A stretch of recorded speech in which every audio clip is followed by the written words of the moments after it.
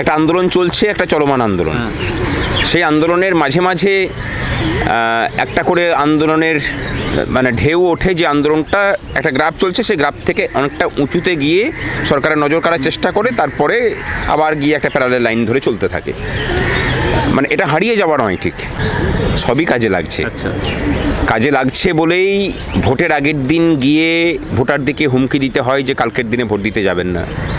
কাজে লাগছে বলেই ওনাদের জেলাতে জেলাতে সব থেকে অনুপ্রাণিত ক্যাডার যারা, বিশেষ করে প্রত্যেকটা জেলার এসপি এবং ডিএমরা, তারা দায়িত্ব নিয়ে স্ট্রং রুমের মধ্যে যা খেলার সেগুলো খেলছেন।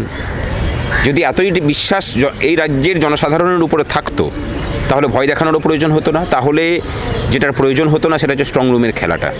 মানে এটা আমরা খুব সচেতনভাবেই এই অভিযোগ করছি, কারণ বিগত দুটো ইলেকশন বলতে এই উপনির্বাচন এবং গত লোকসভা ইলেকশন, এই দুটো নির্বাচনে আমরা আমাদের সাংগঠনিক স্ট্রাকচার দিয়ে বেশ কিছু তথ্য কালেকশন করেছিলাম। তার ভিত্তিতেই আমরা খুব সচেতনভাবেই দাবি করছি যে স্ট্রং রুমের মধ্যে খেলা হচ্ছে। সেটা বিরোধী পক্ষের এরা জানুক বা না জানুক, জানা নেই, কিন্তু অভিযানের শীর্ষক দাবিগুলি কি কি থাকছে? 6 লক্ষ শূন্য পদে নিয়োগ, স্বচ্ছতার সাথে, মানে কাউকে ঘুষ না দিয়ে স্থায়ীভাবে নিয়োগ, কর্মচারীদের যে ডিএ আছে সেই ডিএটাকে আদায় করা। 39% বর্তমানে সেটা পেনশনারদের জীবন দুর্বিষহ হয়ে উঠেছে। এই ডিএটা আদায় হলে কর্মচারীদের যেমন বেতন বাড়বে, এই রাজ্যের সামগ্রিক খেটে খাওয়া মানুষ তিনি যেখানেই কাজ করুন না কেন তাদের পারিশ্রমিক কিন্তু বাড়তে থাকবে।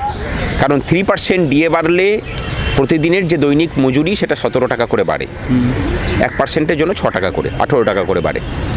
সামগ্রিকভাবে ন্যূনতম বেতন বাড়লে পরে সেটার প্রভাব তো অবশ্যই পড়বে। মানে 40% যদি ডিএ বাড়ে, তাহলে প্রতিদিনকার যে দৈনিক মজুরি সেটাতে 240 টাকার মানে বৃদ্ধি হয়। সুতরাং মানে অন্য রাজ্যের তখন সাথে একটা প্যারিটি আসে বা আসবে আর কি।